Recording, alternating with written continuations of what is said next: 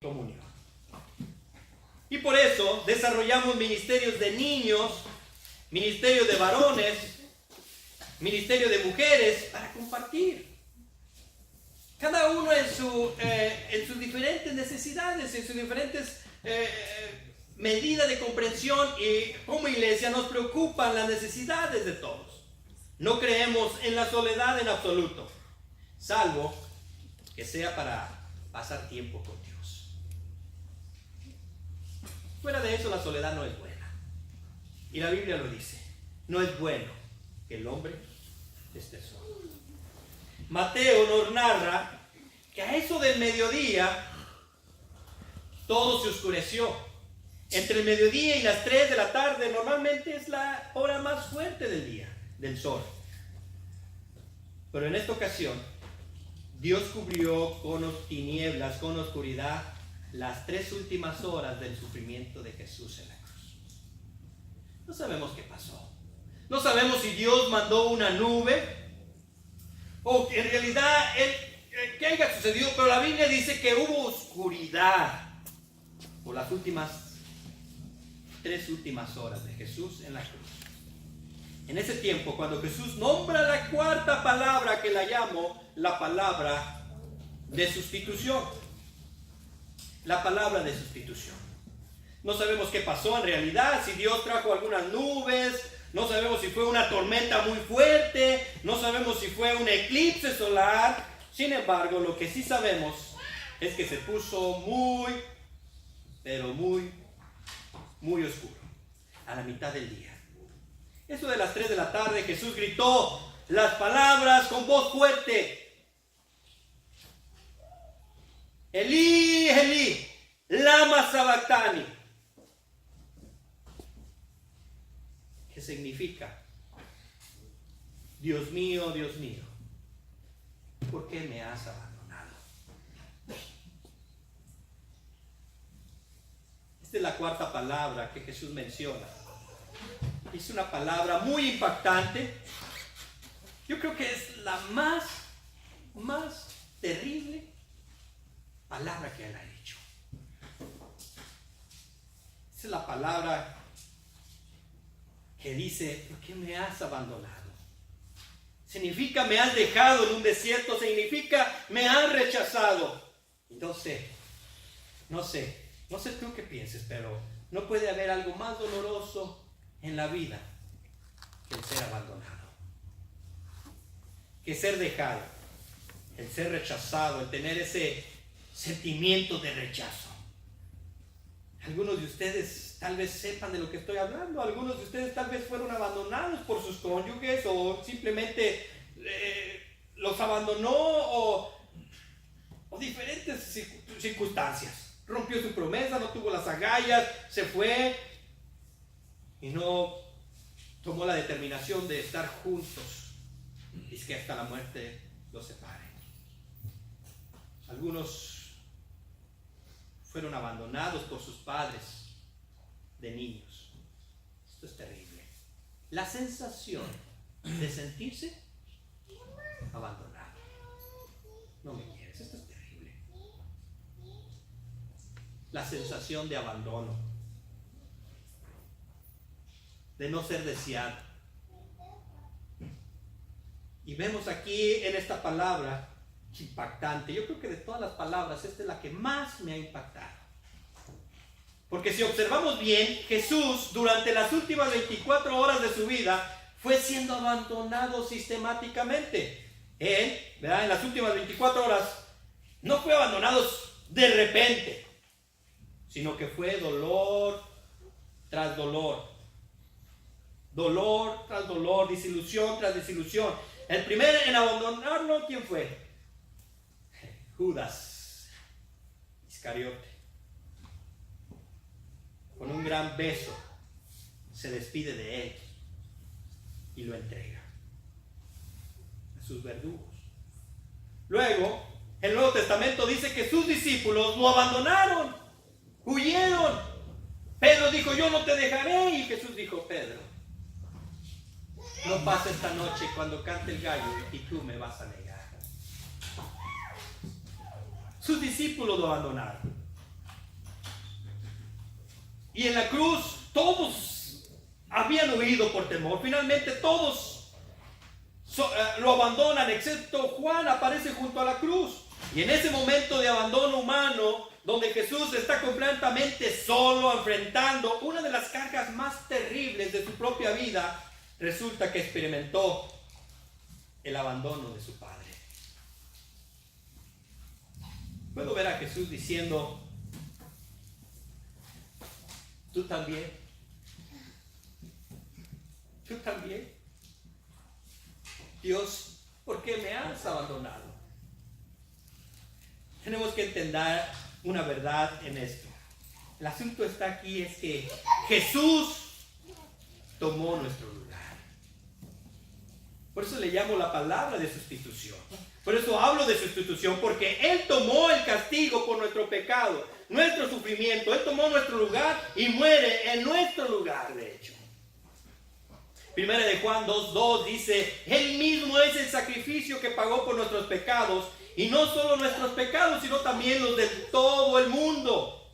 La palabra expiación literalmente es pago por los daños causados. Esta es una compensación al crimen. Estoy pagando por ellos. Expiación, sustitución. Él está ahí por mi lugar. El castigo que debe ser por el crimen, por el pecado, Jesús lo enfrentó. Debe haber una sustitución, debe haber un castigo, porque Dios es un Dios de justicia. Dios es un Dios de justicia. Y Él dice: la paga del pecado es muerte. Y Jesús está ahí, enfrentando todo lo que nos correspondía. Esto es lo que exige la ley. Eso es lo que exige Dios. Y es en este lugar y en ese preciso momento que Jesús toma nuestro lugar en la cruz para pagar por nuestros pecados. Nadie lo explicó mejor que el apóstol Pablo en 2 Corintios, cuando dijo: Jesús, que nunca pecó, por nosotros se hizo pecado. Por nosotros lo hizo.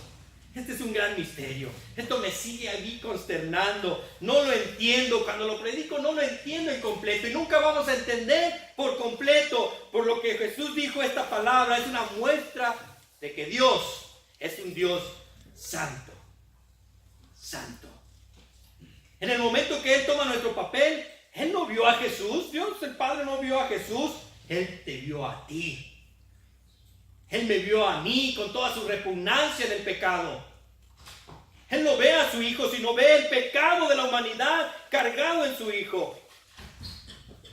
Con todas las mentiras, con todos los engaños, con todo tu orgullo, con todas las palabras que han lanzado, todo lo malo que hemos hecho, Dios lo miró allí. Y Dios, que es un Dios santo, no tolera eso. En otras palabras, Jesús tratado como el pecado en su máxima ejemplificación. Y eso a la vista de Dios santo, como dice Apocalipsis: santo, santo, santo es el Señor Todopoderoso. Él es el Dios santo. Habacuc decía: pero tú eres puro, no soportas ver la maldad. Así que en esta palabra me enseña que Dios es santo, y en segundo lugar me enseña que el pecado es dañino. El pecado es dañino. El pecado nos separa, el pecado nos aflige, el pecado nos condena. El pecado nos condena. Algunos ya dicen: ya no digas pecado, ya nomás son errores. Cometí un error. No diga pecado. Es un pecado y el pecado es dañino. El pecado conlleva la ira de Dios. Y esto lo vemos aquí en la cruz del Calvario. La palabra dice que la paga del pecado es la muerte. Así que me enseña que el pecado, y yo lo mencionaba un poquito en el sermón pasado, el pecado trae cierto placer al inicio. La Biblia no esconde eso, pero es temporal, es momentáneo, no dura, pero las consecuencias que enfrentarás son eternas, son permanentes. Así que vemos aquí que la palabra acerca del pecado, el pecado nos separa de Dios, el pecado nos aflige, el pecado nos entristece, el pecado nos condena. La palabra dice que la paga del pecado es muerte. También nos muestra esta palabra una cosa, que fue muy costosa: nuestra salvación. Nuestra salvación fue muy costosa. Conllevó la muerte de Jesucristo. Pero antes de que Él muriera, experimentó el dolor que Él nunca había experimentado: el dolor del abandono de su Padre. Esa relación que Él tenía con su Padre, siempre la había tenido, siempre hablaba con Él. Él y el Padre eran uno, y nunca había experimentado el abandono como lo experimentó ahí, en esta cuarta palabra. Dios mío, ¿por qué me has abandonado? Eso es lo que hace el pecado. El pecado nos separa de Dios. El pecado nos aleja, el pecado nos condena. Así que vemos esto.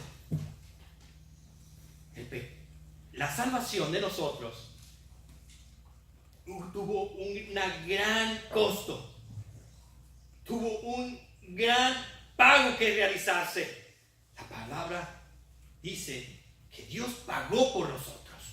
Él se puso en nuestro lugar. Así que fue alto el pago que se dio. Es la preciosa sangre de Jesucristo. Así que recuerda esto: cuando te sientas tentado a pecar, recuerda que tu pecado le costó la vida a Jesús. Y por un momento el abandono y rechazo del Padre. Saben, en el Antiguo Testamento existía una costumbre rara, y ellos hacían esto como costumbre en el día de la expiación. Agarraban 2 ovejas, 2 corderos, uno de ellos lo sacrificaban para purificación de los pecados, el otro lo agarraban y lo ponían hasta la parte final del campamento. Entonces un sacerdote ponía sus manos encima del cordero y decía: todos los pecados del pueblo son imputados sobre ti. Y no lo mataban, sino que le decían: corre, cordero. Y el cordero corría. Estaba simbolizando que cargaba el pecado de todo el pueblo. E iba por el desierto este cordero solo, cargando el pecado de todo el pueblo. Eso es lo que Jesús hizo. Cargó el pecado de todos, solo. Experimentó solo. Ni el Padre estaba con él. Así que la próxima vez que peque, recuerda que el costo fue muy alto. Que sea un incentivo para vivir una vida que le agrade a Dios. Porque tu salvación tuvo un alto costo. Pedro decía esto en 1 Pedro 1:18. Pues ustedes saben que Dios pagó un rescate para salvarlos de la vida vacía que heredaron de sus antepasados. Y el rescate que Él pagó no consistió simplemente en oro o plata, sino que fue la preciosa sangre de Cristo, el Cordero de Dios, que no tiene pecado ni mancha. Eso es la bendita gracia de Dios. Bendita gracia.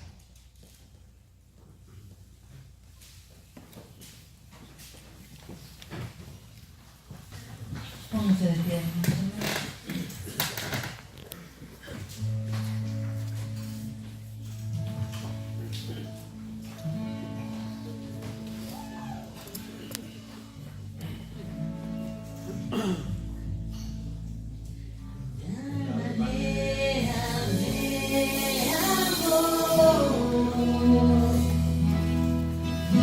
Su vida no es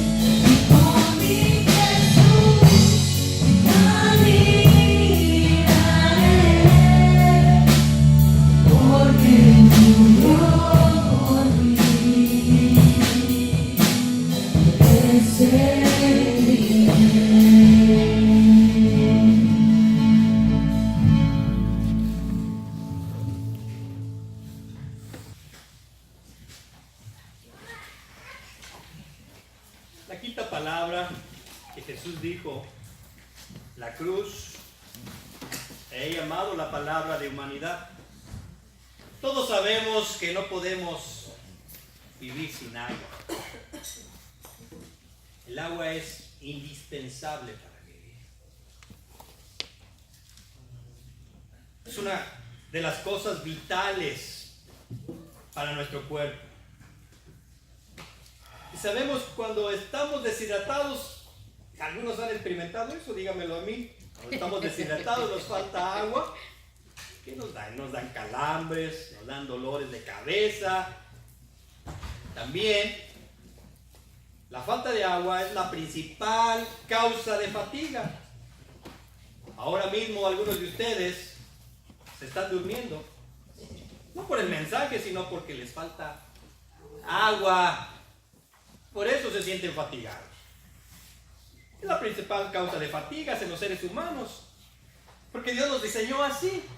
De hecho, la mayor parte de nuestro organismo, nuestro cuerpo es agua.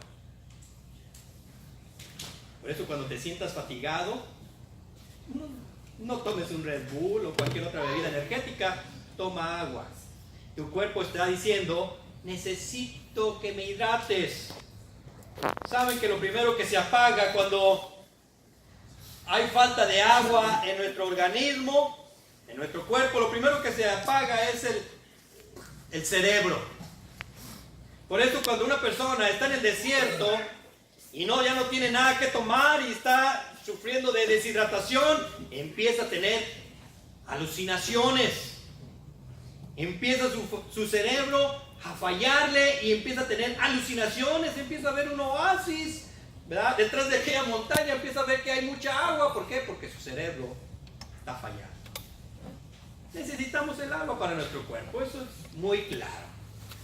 La quinta palabra que Jesús en la cruz menciona y dijo esta palabra, tengo sed. Tengo sed, y él ha llamado la palabra de humanidad, tengo sed. En el Evangelio de Juan 19:28, capítulo 19, versículo 28, dice, después de esto, sabiendo Jesús que ya todo estaba consumado, dijo para que se cumpliese para que la escritura se cumpliese, tengo sed. La crucifixión fue un proceso largo, doloroso. La crucifixión era un proceso. Jesús no murió instantáneamente. Su sufrimiento duró por lo menos 6 horas. La Biblia dice que desde las 9, la hora de la mañana, hasta la hora 9, describe la Biblia, de perdido 6 horas colgado en la cruz. Es un dato. Cuando Jesús iba a ser crucificado, a esto como de las 9 de la mañana, dice que los soldados se le acercaron y le ofrecieron, ¿qué le ofrecieron? Vino mezclado con mirra. Mirra. ¿Recuerda usted la mirra? ¿Le suena esta palabra? Mirra. Puede usted anticiparse unos 33 años antes, cuando un grupo de sabios del oriente llegaron y le ofrecieron regalos que eran oro, incienso y mirra. ¿Quién lleva mirra como regalo a un recién nacido? Déjeme decirle que algunos datos interesantes acerca de la mirra, porque ahí, en este regalo, estaba envuelto la profecía. Estaba envuelto la profecía. Pero dice que antes de las 9 de la mañana no la toma. La mirra, en los tiempos antiguos, la mirra era un narcótico. La mirra era un analgésico. Se utilizaba muchas veces, ¿verdad?, para aliviar el dolor. Pero en unos puntos principales es analgésico. Es como una aspirina hoy en día, ¿verdad? O un Tylenol. Y así que muchos antes que tuviéramos todas estas cosas de Advil, y Tylenol y todos estos analgésicos, la gente utilizaba mirra y lo mezclaba con vino. Lo interesante es que cuando Jesús se acerca, ¿verdad? Cuando se acercan a Jesús los soldados a punto de subir a la cruz, Él rechaza este brebaje, vino con mirra. Lo rechaza. ¿Por qué? ¿Por qué? Bueno, porque esto le hubiera privado de sus facultades. O sea, hubiera subido a la cruz como drogado. Eso era. Y Jesús lo rechaza. Porque Él quería experimentar el dolor. Quería no subir ahí drogado. Aunque yo no hubiera tenido ningún problema con ello. Pero Él no quiso. ¿Por qué no? ¿Por qué? Porque Él quiso experimentar cada hora, cada minuto de lo que implica vivir separado de Dios.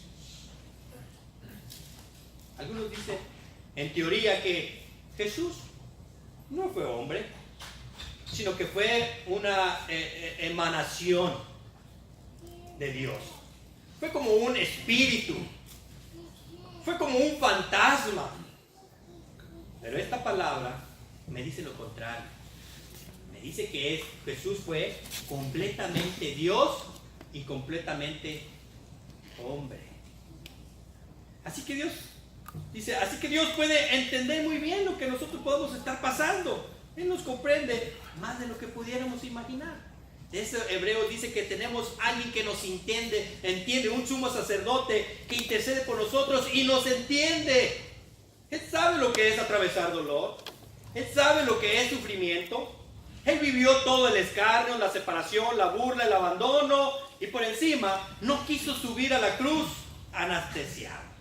Él quería sufrir y lo hizo voluntariamente por amor a ti, por amor a mí, sufrir por los pecados del mundo.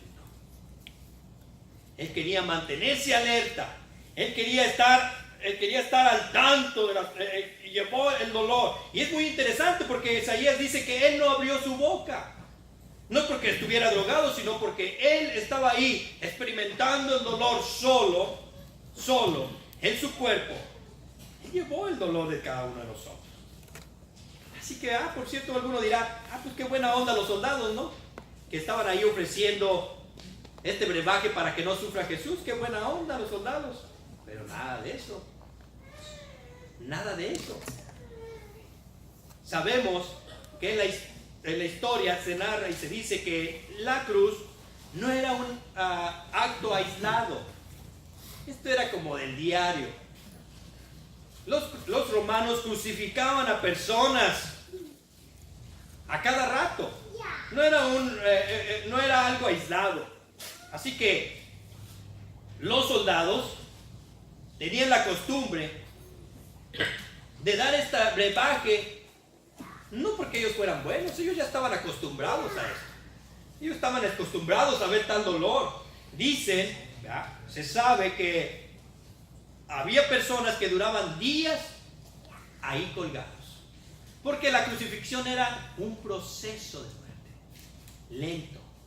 lento. No era como la silla eléctrica donde suben un switch y ahí automáticamente mueren. No era algo así. O como la inyección letal donde los duermen para que no sufran. No era algo así. Era intencionalmente para que estuvieran experimentando dolor tras dolor, sufrimiento tras sufrimiento. Y algunas personas se sabe que duraban hasta días ahí colgados. Y estas personas daban gritos electrizantes durante horas de dolor. Así que entendemos que cuando ofrecen a Jesús este brebaje, no lo hacen porque eran buenos gentes, no era porque eran qué buenos soldados, sino porque ellos querían ahorrarse la molestia de estar escuchando gritos de dolor. Así que trataban ellos de que Jesús dice, para que no grites tanto, porque esto va a doler. Y dan a beber. Pero Jesús no lo toma. Enmudeció y no abrió su boca. Quedó en silencio experimentando el dolor. Esta palabra dice tengo sed, nos demostró que Él era completamente humano, porque alguien dirá, bueno, lo que pasa es que Él no sintió dolor porque era Dios, pero era completamente humano también. Dice la palabra en Filipenses 2:6, quien siendo por naturaleza Dios, no consideró el ser igual a Dios como algo a que aferrarse. Por el contrario, se rebajó voluntariamente tomando la naturaleza de siervo y haciendo semejante a los seres humanos.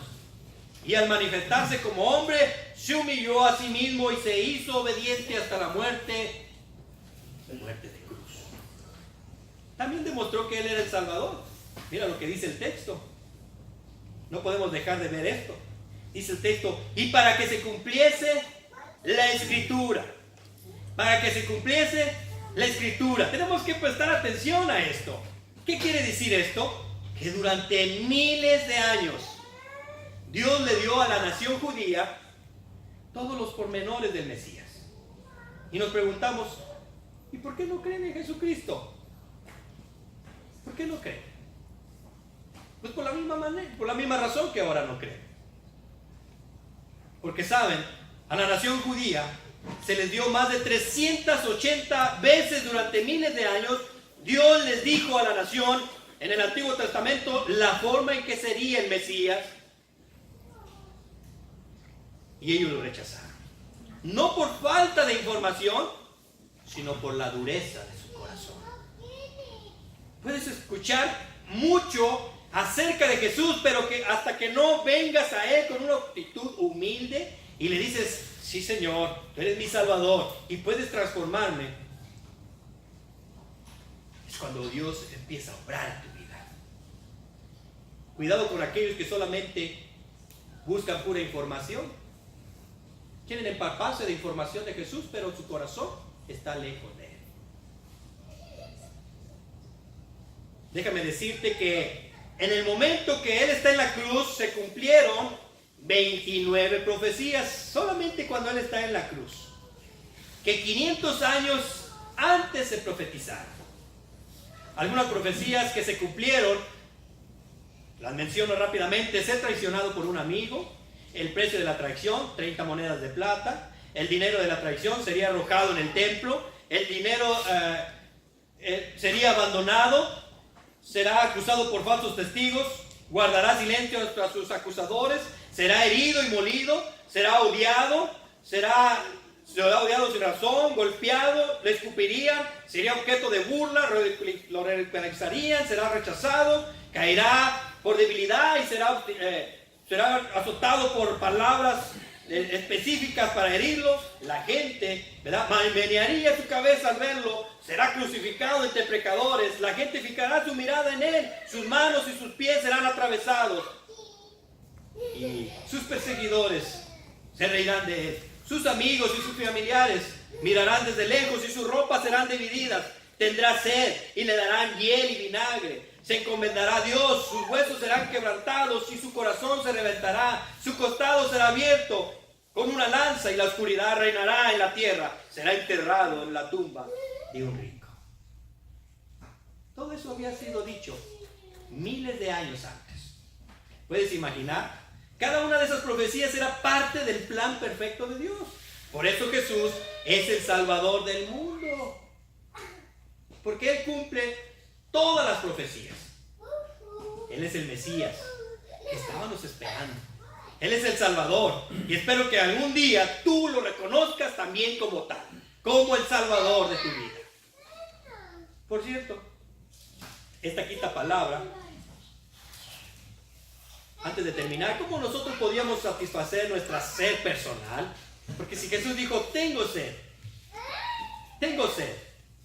¿cómo puedo satisfacer mi sed personal? Bueno, primero tienes que darte cuenta de que tienes sed. Dice la palabra del Señor, oh Dios mío, tú eres mi Dios, yo te busco intensamente, mi alma tiene sed de Dios.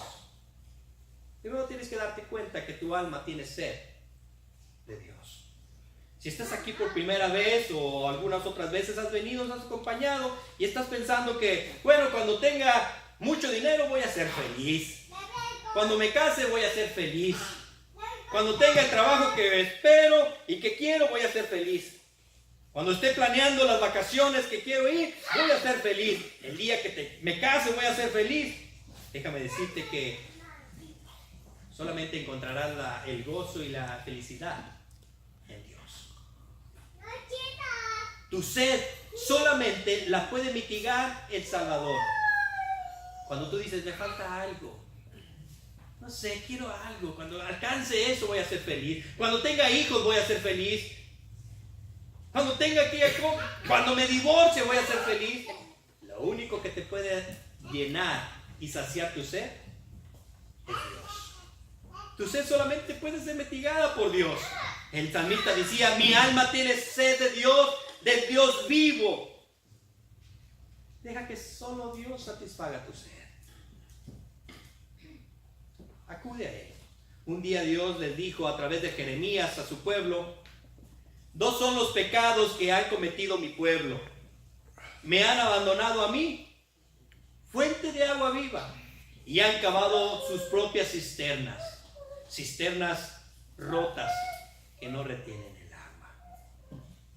No sé dónde tú estés queriendo mitigar tu sed, pero Dios dice, vengan a mí, y el agua que yo les daré, el agua que yo les doy, el que tome de este agua no tendrá sed jamás. La sexta palabra yo la he nombrado la palabra de victoria. La palabra de victoria. Y se encuentra en Juan, el Evangelio de Juan, versículo 19, verso 30. Y esta palabra es una declaración de victoria. Consumado es. Consumado es.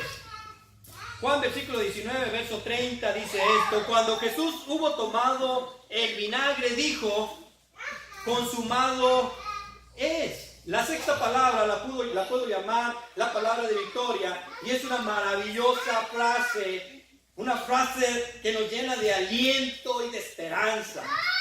Déjeme decirle que a lo largo de la historia de la humanidad siempre se han tenido frases o momentos de victoria. Por ejemplo, cuando el hombre puso su pie sobre la luna, todos dijeron, wow, el águila ha puesto su pie en la luna.